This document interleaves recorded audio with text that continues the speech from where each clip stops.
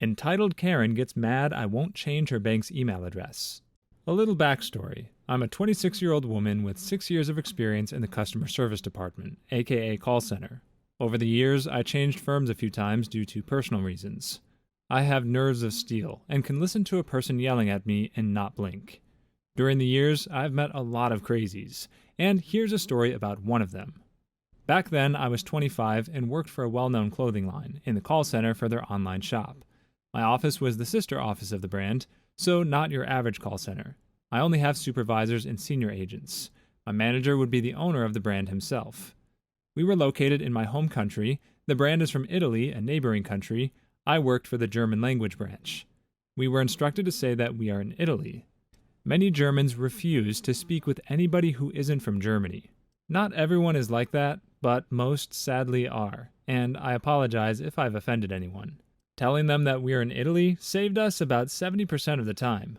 A necessary white lie, as there are call centers all around Europe which employ only the best, yet that doesn't matter if we're not born and raised in the country of the language we're working in. One day, this Karen called and asked why the purchase confirmation for her order came from an email address that was unknown to her and not the regular one. The explanation we got from the bank is that the online bank changed the email address. If customers wanted further info, they were to contact the bank's customer service. This usually shuts people up, but boy, not her. "What?" Karen asked. "Why did they change it?" "I don't know, ma'am. She cut me off quickly. "Is this a scam? I want my money back, or I'm going to call the police." "Ma'am, for that you'll have to call the customer service line for the bank." She claimed that she did call them. Not realizing she was talking about me, I asked her what they said. "Are you stupid?" Karen said. "Change the email address and give me my money back." Now I realize what's happening and try to explain to her that I'm not the bank. "Ma'am," I said, "you have called the clothing brand's online shop." "Yeah, so?" "You need to contact the bank," I said. "I'm not the bank. I work for the clothing brand, not the bank. Please contact them." This Karen, being a Karen, didn't take the explanation well. She interpreted it like so. "You aren't working for the bank? Scam! Thief! I will call the police, the news, my lawyer. How dare you do this to me? I'm a long-time Golden member." Now our membership cards and levels have special names, so Gold doesn't mean anything to us, nor does the bank have a membership card. "You probably aren't even in Germany," yelled Karen. "How dare you Balkan trash do this to me?" Now, probably at least half the Europeans here will understand this, but for the rest of us, just know that Balkan is an insult in this context. "I am in Italy," I told her, "where this brand is from." Now, please calm down and call the online bank. We cannot help you. "No," Karen screamed. "You scamming little B-word. Give me your manager." I started laughing. "Of course, I'll transfer you right now." And with that, I hung up. My supervisor asked me what happened and gave me a pat on the shoulder after hearing my crazy tale, saying that I should have hung up sooner. She then took down that Karen's info and put her on the banned callers list, as we do not let people talk like that to us. This original poster sounds like she has a good manager. There may be places where the customer is always right, but even those places should never allow their employees to be screamed at or called names, especially based on where they're from. It's interesting that the OP was screamed at for being from Eastern Europe, though. Americans often complain about call centers in India. This seems like functionally the same thing. But when you actually look at Europe on a map, it seems a bit like someone phoning a call center in Texas and complaining they were answered from Oklahoma. Either way, glad the OP knows how to hold her own. A wild Karen calls me an ableist slur for not working at Wal-Mart. I have severe social anxiety and am formally diagnosed with agoraphobia. I started going out less and less, then COVID hit, so I stopped going out at all. 2 months ago, I was on meds and had been in virtual therapy for only about a month after not leaving my house for 2 years. Part of my therapy is getting out of the house a little bit at a time, and this was my first trip out to a real public place. My bestie knows all about my agoraphobia struggles and has attended a few of my virtual therapy sessions so she could be my support system. She suggested we try to do something, and we decided on making a quick trip turn to watch the show. My bestie, having seen my obvious distress, came up to my register. She immediately recognized what was going on and very calmly said, "Ma'am, she doesn't work here."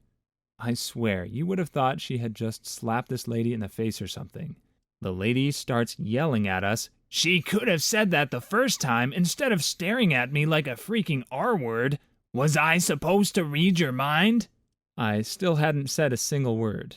I could feel my face burning and my eyes filling with tears. It was not good. Bestie immediately steps up and yells back at the woman, "Why would you assume someone in gym clothes is on duty at Walmart? What about her using her own self-checkout register would lead you to believe she is working right now?" Bestie grabbed my card out of the machine, where that annoying remove card beep had been going off for what felt like forever. She picked up the bags and the receipt, then told me to come on. I followed her out and turned back to see the lady standing in the same spot, just staring at us as we walked out. I know the altercation was partly my fault because I didn't just explain that I didn't work there in the beginning, but what kind of person comes up to an employee and grabs them out of nowhere, then calls a stranger a slur because they made a mistake? No, OP, it's not your fault. Maybe we don't meet someone with social anxiety or agoraphobia every day, but that doesn't mean we don't know they're out there. There are also people who are deaf, non-English speakers, and people who just plain don't want to be bothered when they're trying to scan their groceries, so they can go home without having to deal with a frenzied woman in platform flip-flops. And even if you had worked there, that wouldn't have made this woman's behavior any more excusable. There's nothing worse than a customer who tries to tell you what your only job is. Since when has anyone ever taken a low-paying position where they only had one job? If anything, you usually wind up with twice as many duties as they listed on the job description. But it's great that you have a best friend who sticks up for you when you need it. Keep her around. She's a queen. My fiancé and her mother-in-law insulted my daughter's burn scar and want her shopped out of our wedding photos. I'm currently getting ready to marry my fiancé of 2 years. I've only met her family a couple of times. My 16-year-old daughter, Judy, has never met them until very recently when they hosted dinner to celebrate the 4th of July. That's when they met her for the first time. Judy has a visible burn scar on her forehead. It was due to an accident she was in when she was 9. She used to be incredibly insecure about it, to the point where I was forced to homeschool her. It was hard trying to deal with and navigate through this rough time. Now she's doing a lot better, though some comments can really cause her to become stressed out and anxious. My fiancé knows all that and respects it. Before we went to her parents' house, I asked her to tell them about Judy and her struggle, and ask her parents not to say anything negative about it, or possibly even mention it. She said she would guarantee no one will say anything. We got to the event, and they talked to Judy. She slowly warmed up to them. Everything was going well until it was dinner time. My fiancé's mother looked at Judy while she was eating and pointed at her scar, basically asking questions about it, which made Judy lose her appetite and start to get uncomfortable.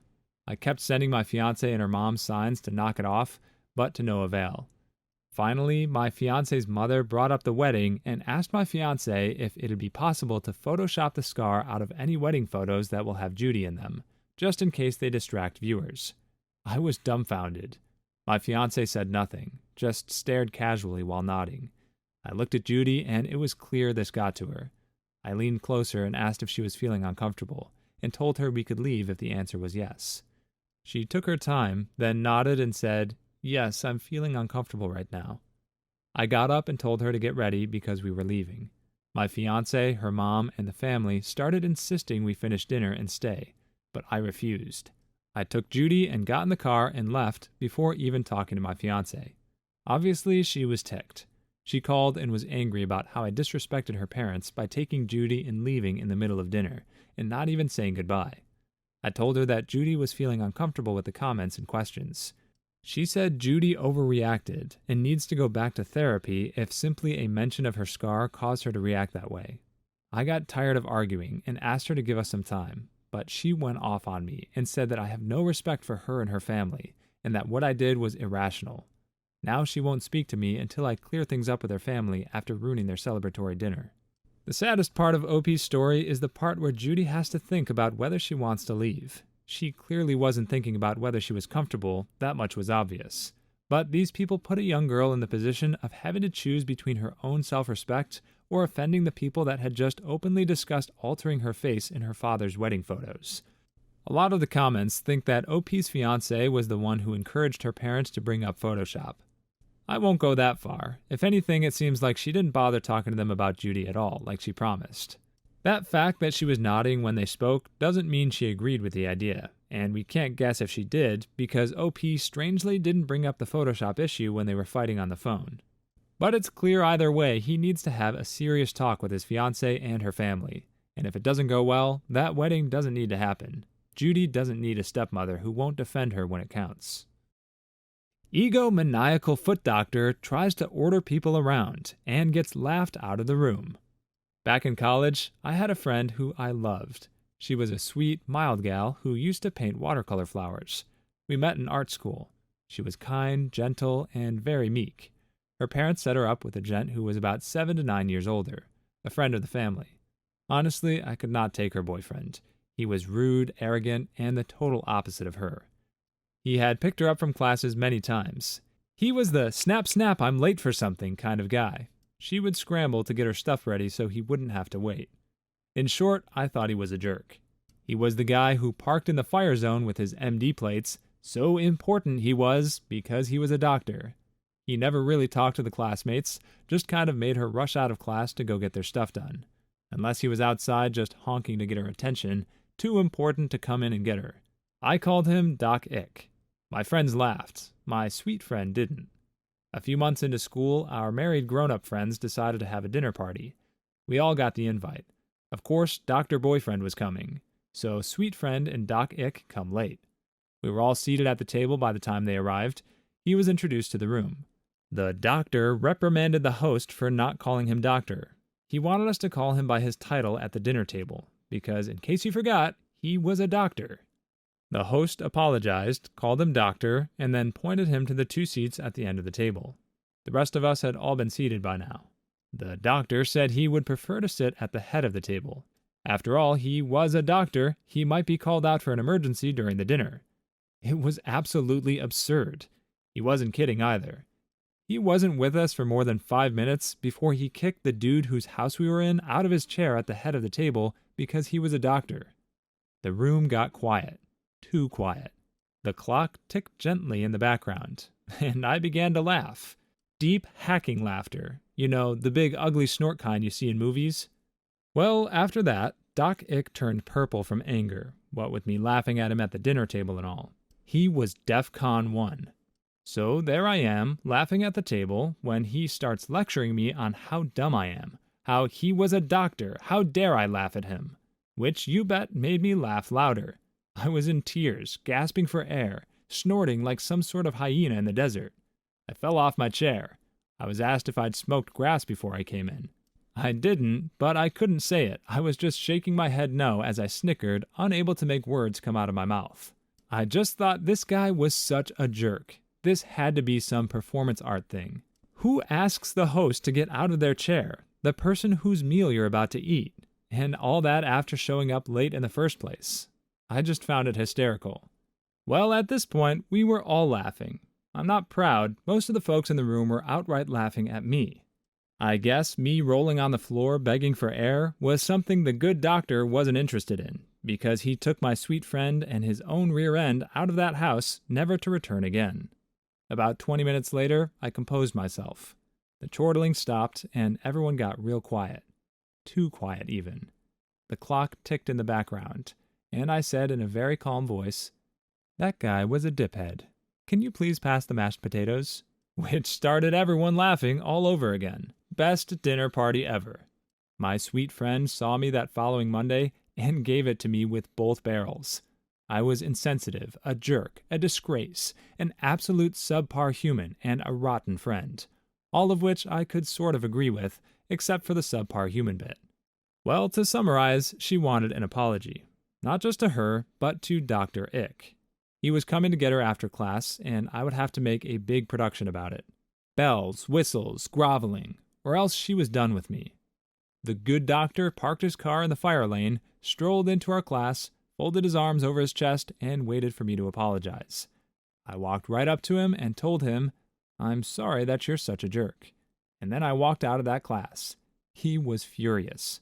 I just kept walking. Well, you bet she was done with me after that. She made sure I wasn't in any more classes she took. She eventually married that turd too. Everyone in our little art group at school, except for us folks at the dinner party, had been invited to their big old doctor wedding. I heard it was a lovely event out in the Hamptons. Good for her. The OP later explains that this man was a podiatrist, a foot doctor, which really makes me wonder what kind of emergencies he was expecting that he thought he'd need to leave so quickly he wouldn't have time to walk across the room on his way out. It must have been really hard for the original poster to watch her sweet friend marry a man like this. If she's really not willing to stay friends with people who don't like her windbag husband, she won't wind up with many friends before long. He might have some hangers-on who like his money, but that's about it. Then again, if there's any justice in the world, maybe he'll just wind up on the other side of a divorce.